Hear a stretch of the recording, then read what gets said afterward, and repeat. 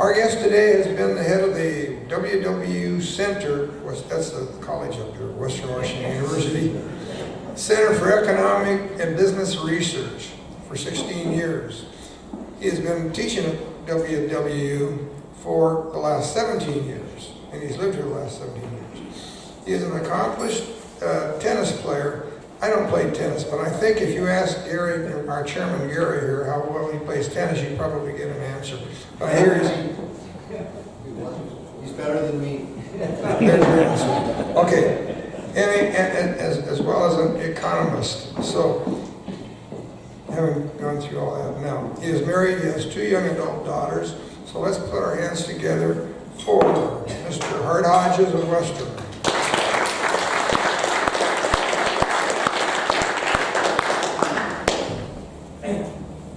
Thank you, Riggs and Gary, for inviting me.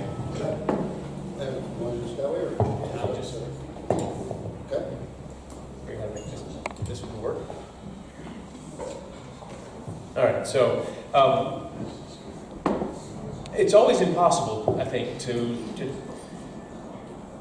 that's not impossible. It's always hard to guess what should I cover for you, the audience. And I worry because if I end up giving a couple talks in the same month, who might come to more than one? So change the slides, pick out a topic. And Riggs and I were going back and forth about some topics. I thought I had it pretty well nailed down, and I got an email from Gary late enough last night that I didn't see it this morning. Because your slides look okay, but what I really want you to talk about, and there's completely different things than I have on the slides. So actually, most of what Gary was suggesting were some of the local topics. I try to hide behind numbers. Some of the topics he wants to talk about are more what if, so I've tried to avoid them. And this slide, for those of you in the back, I know it's hard to read and I apologize. We're just trying to show some of the things that we talk about in the office. And I do want to explain briefly, we've been changing what we mean by the office and what was happening at the center. About 4 years ago, we were given a different charge. We were asked to find opportunities for students to do applied research, find ways to help students write more. So we've been trying to get more and more projects. We have 7 or 8 students working in the center. And the conversations in the office are a lot of fun because it isn't just a couple faculty sitting around. It's usually a few faculty and about 10 students. So we're talking about different things. There's always some good narratives about Bellingham, that the Bellingham economy follows the Seattle economy, or somebody will say it follows it with a 6-month lag, or whatever. Or that it's just a matter of time before Amazon or Microsoft or somebody opens up some satellite offices here and everything takes off. And we always have the students try to figure out what's narrative, what can you find in the data, what's real, how would you decide what's real. So there's some fun things that we can, these are tangents that you can take me on.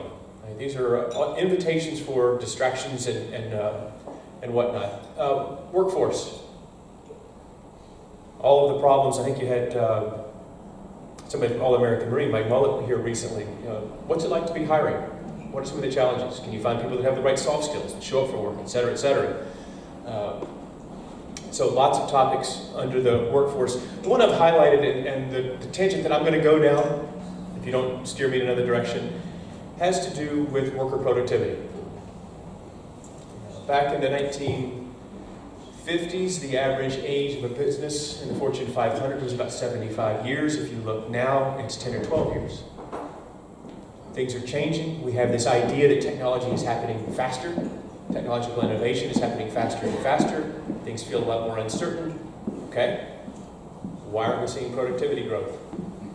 One of the things that I put up there, Buddy Carter was interviewed on Monday on NPR, and he was saying, if we get tax cuts, and I'm not being political here at all, seriously, if we get tax cuts, one of the things that will help is we'll get GDP growth of 3, 4, maybe 5% or higher, and we'll be able to begin to grow our way out of the debt problem.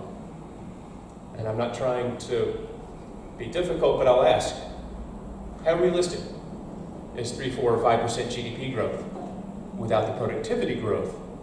So that's where I want to go down. Yes, Fed balance sheet, lots of other topics. And I know just enough names here to be dangerous, so if you ask a question about Hearst I'll send it to Doug. If you have something else, Bill, be careful. I'll direct it to you. So we'll have fun. I'm not doing this thing right. Did that go? No. Elliot will help you. Can't run two things. Bill, would you be a Well, I can also champ and go over there and punch the right button? I got you. It's the up down arrow on No, it's on the computer, I think. Got it. Oh, okay. I can do it. Yeah. So if you're thinking about a forecast, one of the questions you have to ask is, what are the data going to pick up? What are they not going to pick up? So I've tried to have some pictures for natural disasters, for political uncertainty, and so on. And I'll rush through this because some of the... I can fix it. No, you don't have to look at the slide, and it's cut off on the left. But bear with me just for a second. We were looking at hurricanes. What effect do major hurricanes have on gross state product or personal income? And we looked at, Katrina, Rita, Ike, trying to figure out what would Harvey or Jose or some of the other hurricanes we've had lately do to job forecasts or economic forecasts. And the answer is very, very little. Yes, when the hurricanes make landfall, there's typically a hit, and Katrina was different, but the hit is very temporary. And I'm going to just add these three. So, jobless claims spike up quite a bit the week of landfall, but within 5 weeks, they're typically, all the data is typically back to normal. So when we start thinking about what are we going to be able to show, construction wages actually go up. So yes, there are problems. Jobless claims go up, but there are positives on the personal income side, et cetera, et cetera, et cetera. It's noise. And one of the hardest things for somebody when you're trying to construct a forecast is what's an indicator that you should actually really use in your forecast that you can rely on? What's noise in the data? And it gets more difficult. So these are actually some articles from the New York Times and the Wall Street Journal, and they're now a bit dated because the details of the proposed tax cuts are different, but it's still instructive. On the left side, the table shows some of the proposals, some of the items simplifying the tax brackets should add about $1.5 trillion to the deficit. Doubling the standard deduction would add about $1.5 trillion to the deficit. Repealing deductions except for mortgages and charitable giving, so in other words, taking away the state and local tax deductions, would decrease the deficit by about $2 trillion. And the point here is some of the things that they want to cut and some of the things they want to simplify are going to have to be paid for with things that, now jump to the right side, are going to be very, very hard to pass when you think about the senators in Connecticut, New Jersey, New York, some of the states with large, the SALT is the state and local tax deduction problem. So I'm still wondering, if I've got to build a forecast, what do I assume about tax reform? And the answer is I really don't know what's going to happen, so I don't know how to put it in there. So this is my picture that is just a lot of noise, and I struggle. I start looking for what are some statistics that are meaningful, okay? So revenue, earnings, and a lot of you I know have been paying attention to earnings reports from different companies, and you know that for the last several quarters, earnings have been good, finally. That's an indicator that we can actually use in a forecast. More important perhaps, those earnings translating into investments, and as we look at the end of 2016, first part of 2017, because remember, most of the data that we get is only through the middle of 2017. So we're having to forecast the present, if that makes much sense, before we can forecast the future. Always fun. But investment really across the board rather strong, so certainly a positive on the forecast side there. Left-hand graphic, too small, and the colors aren't coming through exactly right. All that's saying is labor force participation rate has come back a fair bit, and the graphic on the right still seeing relatively strong job growth. So not surprising, a pretty good forecast. So I've just put up here some examples. The International Monetary Fund is looking at, for this year to end at GDP to end at 2.2%. Next year, very slightly more. Our state, ERFC is Economic Revenue Forecast Council, and they use the IHS market data, really similar forecast. Consensus for the blue chip economics forecast, also 2.2 finish this year, 2.4 next year. And I put the range, all the forecasts that are surveyed in the blue chip, 2.1 to 2.8%. Nobody chuckled when I said, it's going to be a good forecast. And those are the numbers.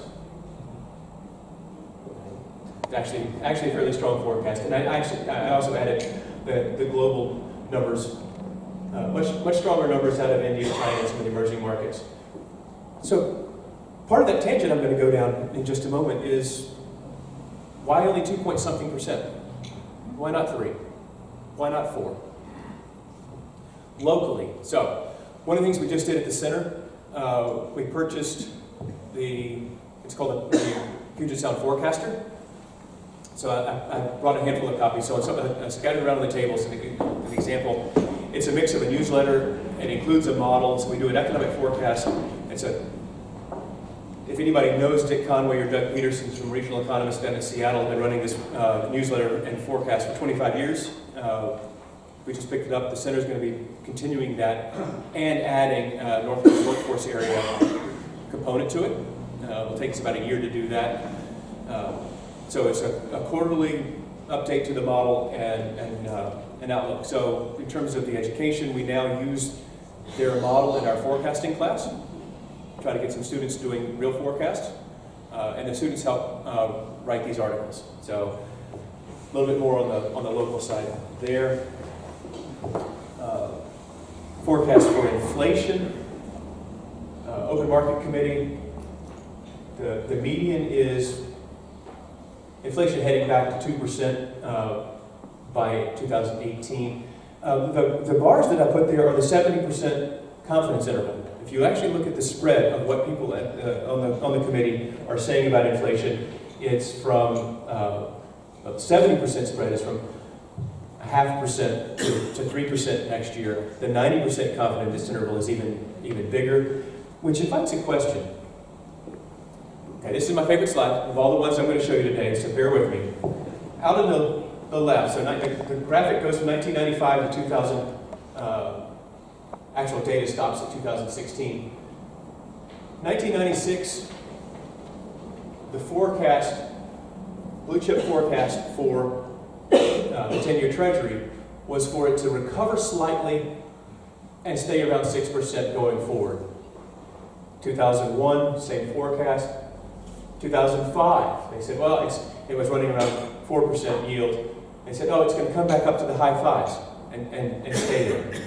2010, when it was below 4, oh, it's going to come back up to the high 5s and stay there.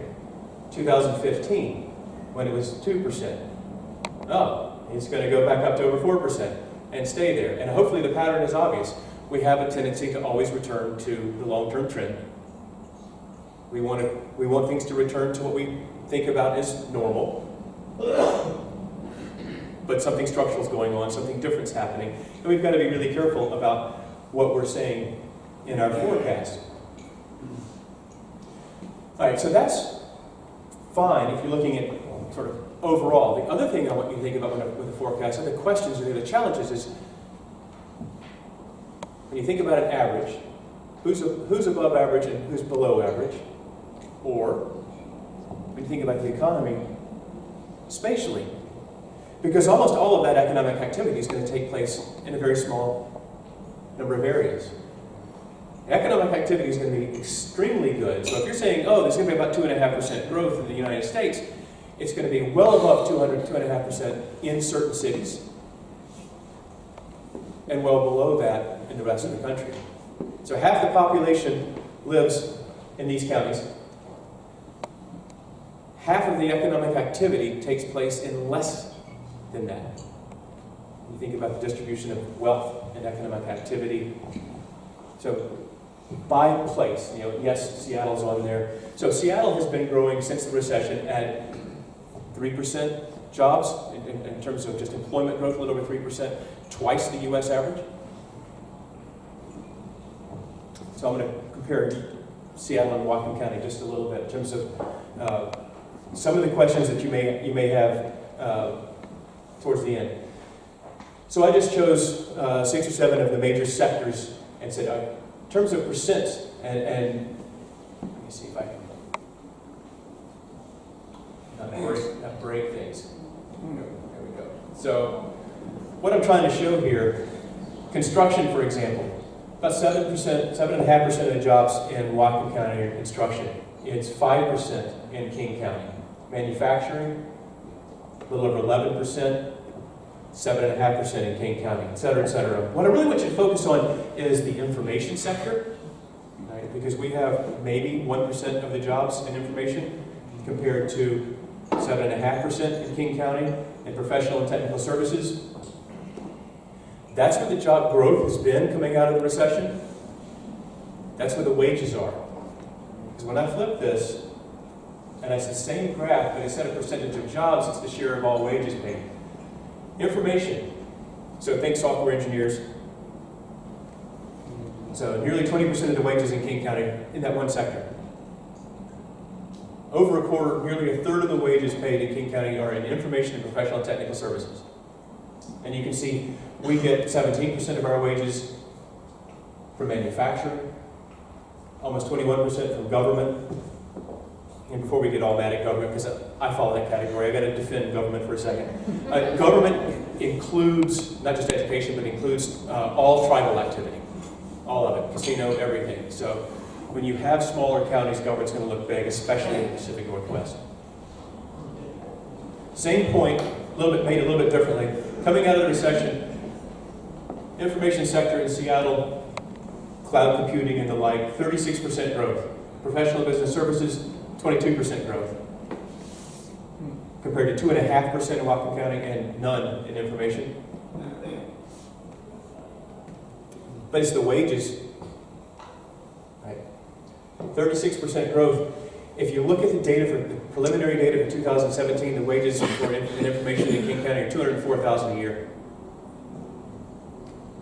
So I picked the wrong career. But that happens sometimes. So I've got this little box over on the side that says tangents. This is a case where we can certainly follow some tangents, because when somebody says, well, Seattle's full, right? It's too crowded, it's too expensive. Seattle's full, so they're going to start having small little satellite offices, they being Amazon, Microsoft, or whoever, in Bellingham. And I want you to pause and think, well, first of all, why are those jobs in King County? And if you go back, it used to be that a business, and I'll pick Kodak just for fun, don't know why it came to mind. You have fabricators, designers, marketers, sales teams, everybody working together, right? You unpack that, and you start asking yourself, where would I want to have my fabrication? Where it's cheap. Where would I want to have the design work? And you roll that story forward, and you start thinking, I want designers to be around other designers.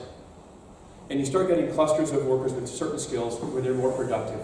And you get a critical mass in specific. So you can pick where do you see software engineers, where do you see pharmaceutical and biotechnical engineers, and so on. So there's a business case. There's a reason some of these people are located where they are. And I'm not sure there's a business case that says, oh, the next best place if Seattle's full is Bellingham. Right? Because once you say, oh, an hour and a half commute, I could be in San Francisco in an hour and a half from Seattle, and so on and so forth. So what's the business case? For that narrative, I'm not so sure.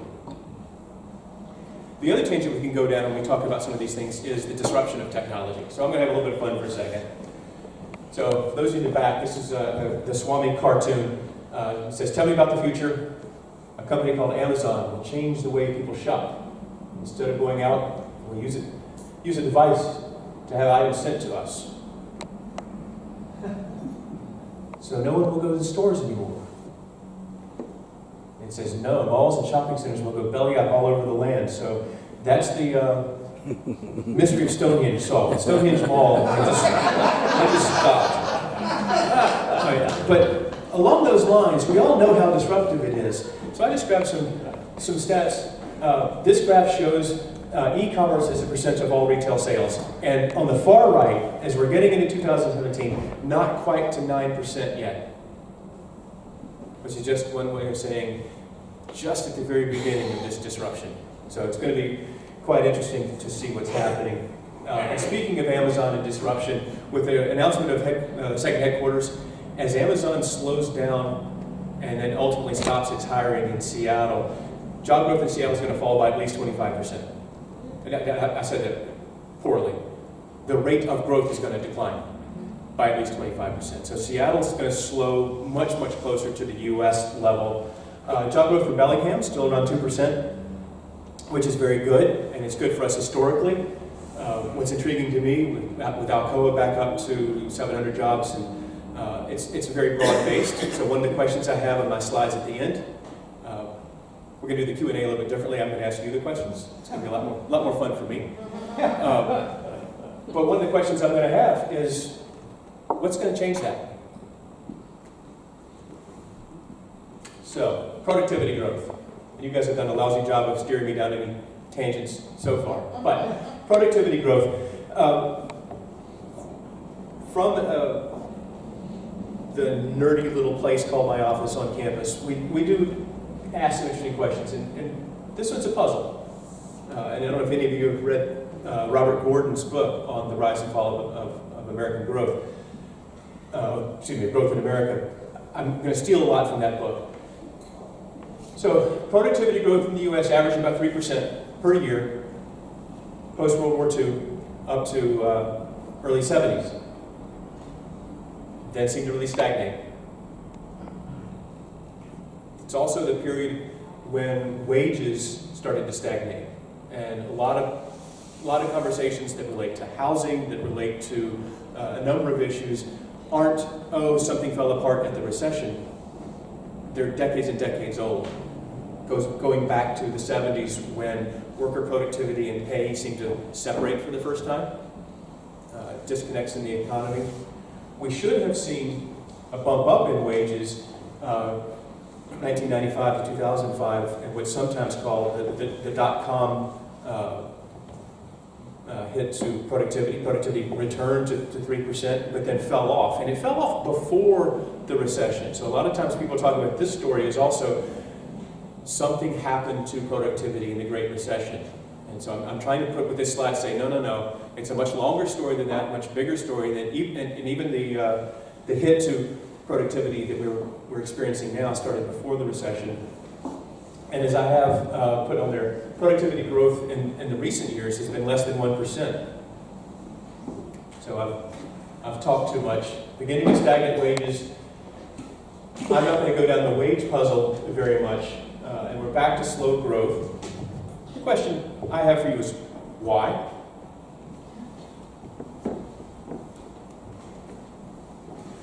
Is it because low interest rates are allowing certain companies to stay in business that are relatively unproductive, and they're depressing the statistics, if you will? A popular story is that it's mismeasurement, that we don't know how to measure the benefits of Apple, Facebook, and so on. We don't actually know where to put Apple in terms of economic sectors. Amazon is largely in retail. Is it because cheap labor? Wages haven't gone up. Is labor cheap enough that we're having people do relatively low productivity tasks, and that distorts the data again? Robert Gordon's hypothesis is that no matter what you think about the internet or some of the things that are happening today, that they don't compare at all to the technological change that we saw pre- and post-World War II. And that the technology change today is for convenience, not productivity, and we better get used to a low-growth world. right? Because productivity and GDP growth is going to tie to demographics. It's going to tie to labor force participation. Both of those, I think you know enough about, and productivity. So if productivity is flat, if we don't grow the population, and if we don't have more people working, then slower economic growth. Well, the rebuttal to some of those things, mismeasurement is bound to be a factor, but it's always been a factor. And if the problem were mismeasurement in the areas where the technology is most prevalent, you would see productivity problems isolated in various sectors. But we're seeing productivity problems across all sectors. And we don't think the mismeasurement problem is as big in all sectors. So it just raises some questions. Why would mismanagement be a problem now and so broad? Another story that we hear is perhaps the decline is temporary. And we're about to see incredible boosts in productivity and just output as artificial intelligence and some of the neural networks and some of the other things are happening. But I'm asking now, how does the internet compare to the electrification of rural America? How does Facebook compare to improving someone's productivity to, say, indoor plumbing? How does Apple and all of its glory compare to, again, effects on productivity to air travel? So I don't have an answer. I really did want to open it up to discussion. I think putting Facebook and indoor plumbing in the same thing, perfect. Well, you'll notice I don't have a Facebook account, so I get to be picky to know. So I actually wanted to, and I think I'm right on time, Gary, because I was told to try to talk for about 30 minutes and then open things up, and especially leave time for some local topics as well. So I'm really lumping these things together. I'd like to hear your thoughts on what's happening with productivity, and whether you think we can actually get back up to 3-4% GDP growth, whether that comment was reasonable or not. Yeah. Hart, do you think there's an issue with the transition of the economy from the baby boomers to the millennials? Does that probably have an impact on this? That's a big can of worms. No, I mean, there's some really wonderful things to talk about with the transition from generations, or cohorts, I guess is a better way to put it. There's a demographer, Cam Marston, from Louisiana, I think. He's doing some really interesting work. And one of the things that he said that caught my attention, as societies get wealthier, kids reach certain milestones in terms of development and maturation at a later age. And it's also reinforced by life expectancy, the need to be ready to change careers multiple times, not just jobs, but careers. So I may stay in school longer. But I don't know why we would see productivity drop. So I think there's some really important changes and things that we have to pay attention to with different cohorts. I think we should expect things like household formation to start later. You can't just say, oh, you're 40, you're supposed to be like this. Those milestones start at different ages, later ages. But Hart? yeah, seriously. I think we've seen it with President Trump. I think regulation and lawyers are the biggest factor. Even though we still don't have a tax cut anywhere near in place, the economy is roaring in comparison to Obama because regulations are doing that. If we could ever get the lawyers' tort reform put in place, an illustration, the Empire State Building was 12 months by the time they broke ground till it was completed. They digged around with the World Trade Center for, 20 years before it was finished? You know, my point is that when Trump went to China, he was looking over Beijing, and there was this little stream running, and he said, and the Chinese official, we're going to put a hotel complex. What about that lowland and that marsh? Oh, we'll just bulldoze that through. In other words, I'm not against the environment. What I'm saying is that regulation is what's strangling our productivity and lawsuits. Has that been considered in that way? I think that my understanding of the measurement is that would make, we're not looking at output, the cost of doing something, it's output per hour worked. So we should be sort of controlling for those costs, or looking at the measures of productivity net of those costs. Right? But if the cost to build a building has 20% added on, not guys laying bricks and putting in pipes, but dealing with bureaucrats, that's wasted, that's not productive, except for the lawyers. No, that's what I'm saying. But looking at the 80% that is invested, we're seeing less productivity, and so that's the puzzle. I think that one of the significant things that you have not addressed is that when electrification came, a farmer that had hand milked 5 cows could all of a sudden put in electrical devices, milkers, and milk 500 cows, and that increased productivity of milk. Milk went from this much, 1 can, it went to 50 cans. That increased productivity. Now all we do with the chips and all the rest of that crap is have kids with the screens in front of their faces, communicating with each other, which is non-productive. No, the only thing they do is get erections. I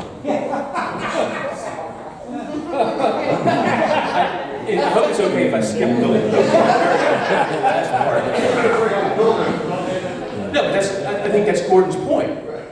I'm glad he did it. Not the erection part, but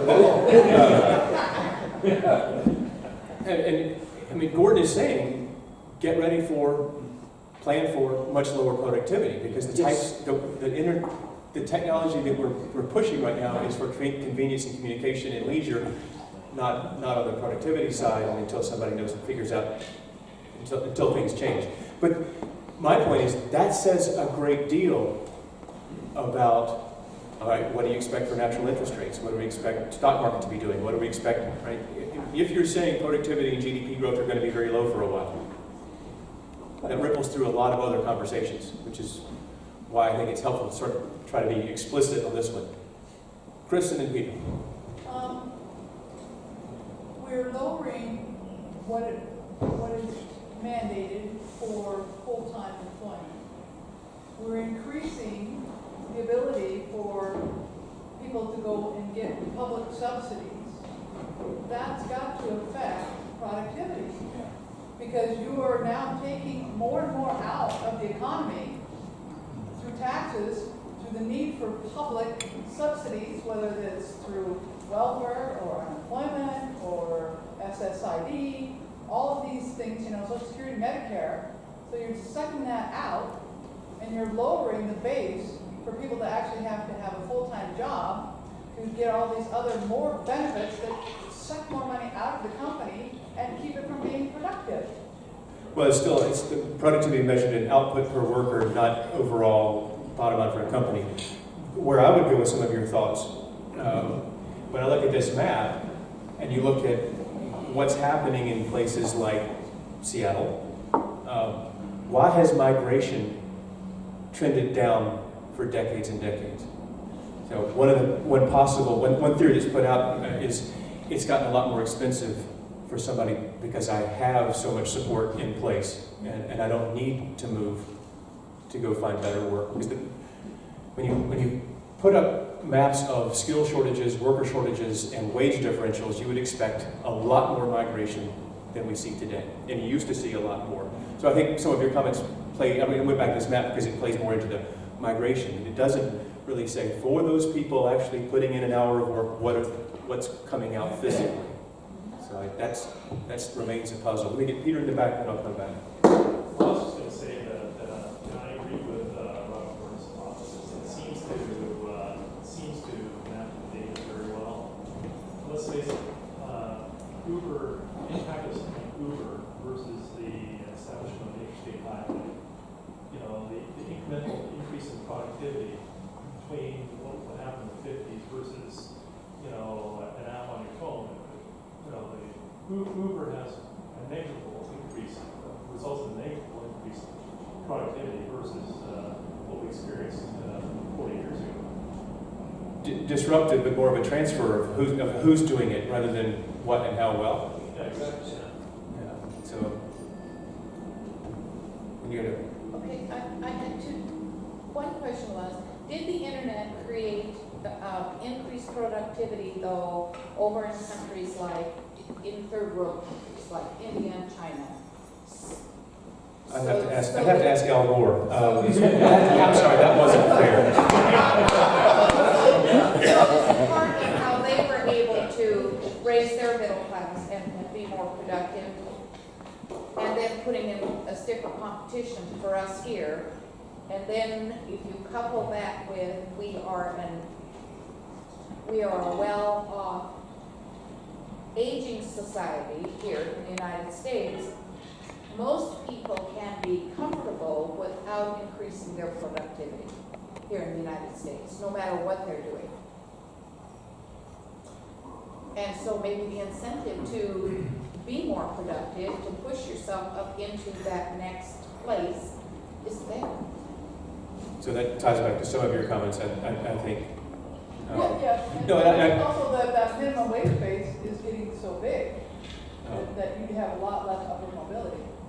I think you may be hinting at some of the reasons that productivity growth is much stronger in developing countries than developed. The pattern that I had up for productivity growth is really similar for developed countries. It's not unique to the U.S.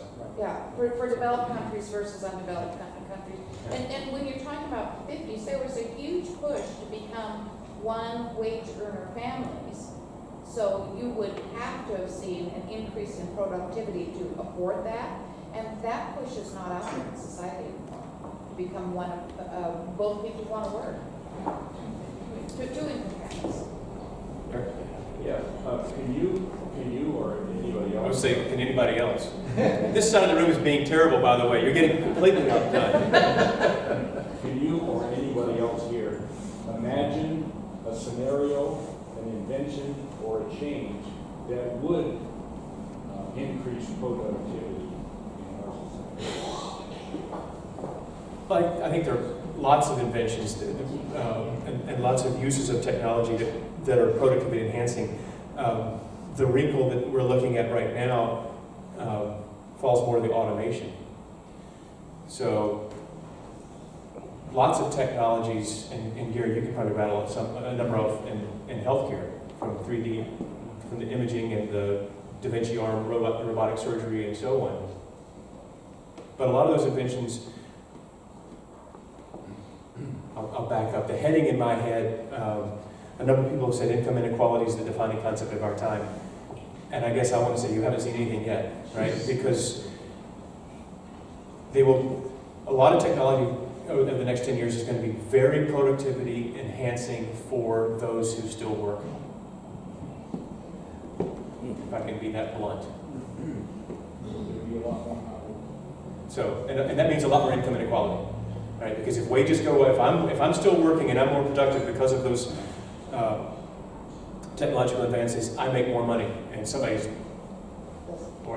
people lost their jobs as a result. But you're generous, right? Oh, absolutely. On some level, the data that you show and the conclusions seem to be counterintuitive in that the historic low cost of capital currently and the high cost of labor has resulted in increasing automation and theoretically increasing work output per hour because of that. And so what's really going on? No, that's part of the reason it's quite a puzzle. I mean, we should have seen wage growth in 95 to 2005. We would think we'd be seeing with the investment that we're seeing, productivity growth and wage growth, and we're not. We're not seeing either. No, that's why I think it's interesting. So. I'm of the school that all wealth is created by the farmer, by the fisherman, by the logger, and by the miner and the driller. And those people live in those areas that are represented on your map by the lilacs, essentially, lilac color, essentially. And their efforts make it possible for all those people that live in the dark areas to survive and do their thing. And it also appears to me, if I remember correctly, that's a pretty good representation of the breakdown of the last. I wasn't going there. You absolutely can use blue and red instead of lilac and. It's the same. And also, the population generally in those dark areas seem to be at war with those people. At least they're crapping on those people that live in the lilac shaded areas by their rules and regulations and asshole concepts.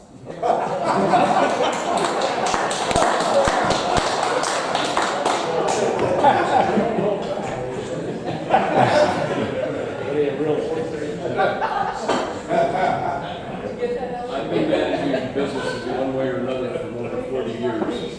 Can't hear. I'm sorry. I've been in business management in one form or another for over 40 years, and I do not predict a growth in productivity. I predict it to go the other way, and I hate to be a pessimist. But the reality is, as I look around this room and look at the age factor here, and I think about the work. What are you saying? Hey, I'm one of the oldest ones in the room. I'm just still pretty. Okay. The work ethic that most of us grew up with is pretty hard to find. The last job I had before I came back to Ayers, I had 65 salesmen working for me in 50 states. I had about 30 I wanted to keep.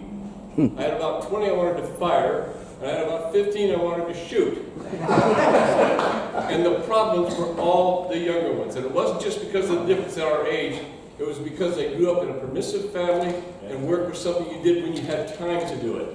And since these guys were road salesmen, if I wasn't monitoring their activity continually, it wasn't happening. I fired them because they couldn't get out their front door to cover a city, let alone a whole state they were responsible for. Today I have 37 people working for me, and I'm afraid the statistics would be just about the same. Okay? It's just not being taught. This is a cultural problem. This is not an economic problem. We have a cultural problem in this country. Amen. And we need to fix that. And I can't see it happening because there's a group in this country who call themselves progressives, who are the most regressive people you'll ever meet. They're trying to turn the clock back, trying to turn the calendar back, and they're trying to undo what your generation and the one before you built. I rest my case. I've got kind of a local question. I've been here for 40 years, more than 40 years, and I've watched the share of Canadian shoppers. They talk about this change from brick and mortar. We used to have a downtown, then we had a couple small malls, then we had Bell's Fair, now we have Costco. And as things move into sort of the Amazon age, I have heard that malls are going away, that basically, we're Sears, Sears is gone, Montgomery Moore, all of that retail thing keeps evolving. Is it going to go poof? I have heard it's going poof, and soon. And if that happens, will people still be coming to Whatcom County? We rely on sales tax, the state. I don't know what the Canadian and what the retail transition. I shop on Amazon. I don't go to Best Buy anymore. I have way more choices online, and so it becomes a delivery thing. And I heard it's going. Well, I mean, How is your plan? I'm not an expert on e-commerce. One thought is two different threads of reasoning. One is, the question, will they keep coming? It depends on whether you're trying to sell the lowest price or a good enough experience for them to come. Right? I don't think you want to be in a commodity low price competition game right now. The other, are things going to go poof? Sure, there's going to be a lot of things that go poof. When you look at how many square feet of retail we have in the U.S. per capita, it's twice 5. It's 3 in the rest of the world. It's 55 here. 55 square feet? Yes. Per person? Per person. Every living, breathing American, actually, it's 51 square feet, and the rest of the world has less than 3. 51-3, we're winning.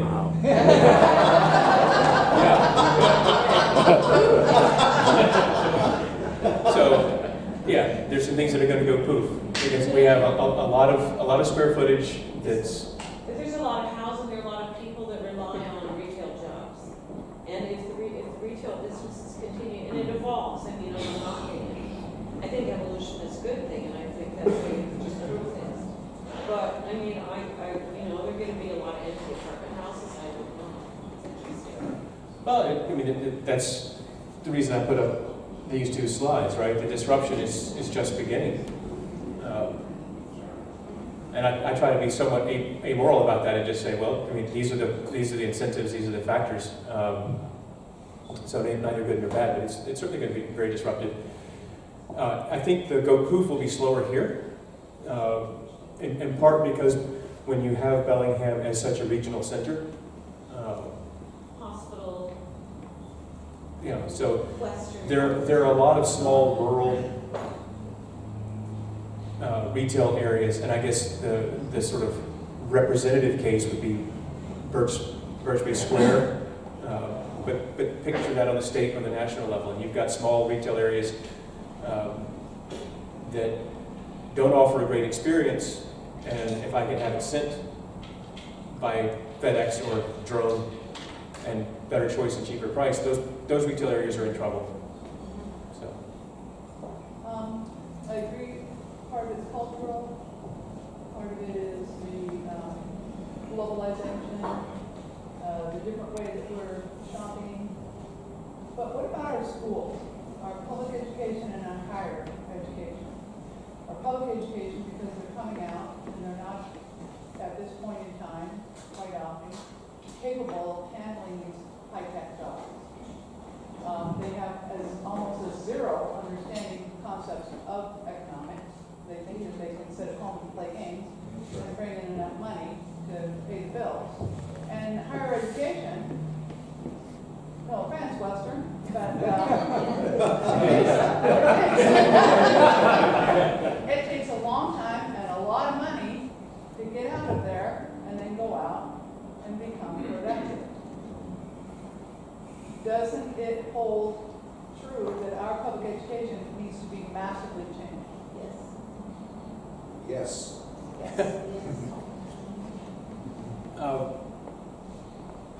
Let me deflect. I'm not a politician, but I'm going to practice deflecting here. I mean, my view is, just in the 20 years or so I've been at college, that the percentage of kids that come and can't do basic math, and so you can't, you then have to teach them the math before you can teach them what you were going to teach. It's very frustrating. And I actually got in an argument with somebody at the school district 15 years ago when I suggested there might be a slight dumbing down of our high school population. And I was told immediately that I was an elitist and White elitist. White elitist. Anyway, yes. yes, to all those things. It's hard. There are some nice things. There are some important things to say about inclusion and about making people feel safe. But and I don't want to step on these school board toes. I'm listening. The Bellingham School District went to an 8-class schedule this year, and I've been arguing with a friend who's in the accounting department who's on the school board, and I said, just one of the most basic economic questions I can ask is how in the world can you go from 6 or 7 classes to 8 and pretend that you're going to do as well unless you have either more teachers or more resources? And I talked to some of the AP instructors who say, well, we still have to teach to the same test at the end of the year, so your kid's going to get a lot more homework. You just said 15 to 20% less face time with me during the year. And I've asked why, and it's, so we can have more classes without homework. More science classes without homework to show people that science can be fun. And Bellingham promise was, we will love your child. And I said, I'll do that at home. I don't want you to challenge my kid. So I think there's a lot of change that's needed. And it's going to unfortunately take time. You didn't answer your percentage. You said percentage has grown or decreased from when you started. And you said, I wish I had the math. The good students are still there, and the good student, that upper 10% is still just such a joy to teach. The tail's getting bigger. I don't have a number for you, so I apologize. So you have the disruption slide up, and I just heard Chris talking about later education. Do you have an opinion on what happened with universities and growth of online education?